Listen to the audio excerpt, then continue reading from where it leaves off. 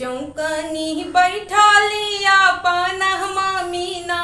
हो अपन ममीना अगमही गोदिया दुलारी धियवा साथे ले लेना अगमही गोदिया दुलारी धियवा साथे ले लेना हथवा पलैया लोटवा पनिया ले लेना लोटवा पनिया ले लेना अगमही कौन मामाई मालो घोटावे अइले ना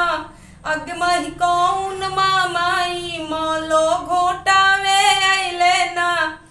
भैया के जानमल भतीजवा अइले ना हो भतीजवा अइले ना अगमही ओही मामाई मालो घोटावे अइले ना अगमही ओही मामाई मालो घोटावे अइले ना 10 गो रुपया मामा ले रहले ना मामा ले रहले ना मामा ठाकुर जी से चेंजवा करावे लगले ना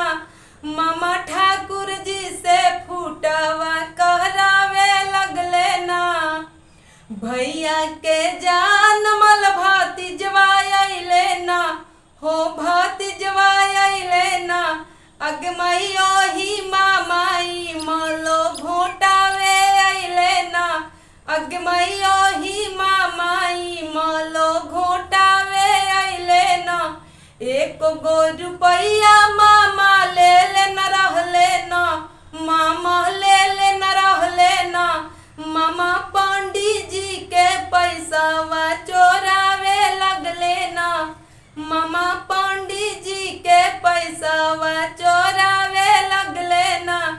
चौकनी बैठाली अपन ममीना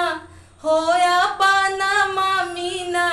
अगमही गोदिया दुलारी धियवा साथे ले लेना अगमही गोदी में दुलारी धियवा साथे ले लेना। तो फ्रेंड्स, ये शादी में जब इमली घोटाया जाता है, लड़का हो या लड़की हो, उसका शादी में इमली घोटाया जाता है ना, उसी का ये मामा इमली घोटाते हैं। तो उसी का एक प्यारा सा ये गीत था। तो मेरा गीत अच्छा लगे तो मेरे चैनल को लाइक शेयर एंड सब्सक्राइब करेंगे और प्लीज़ मुझे कमेंट करके बताएंगे मेरा गीत कैसा है।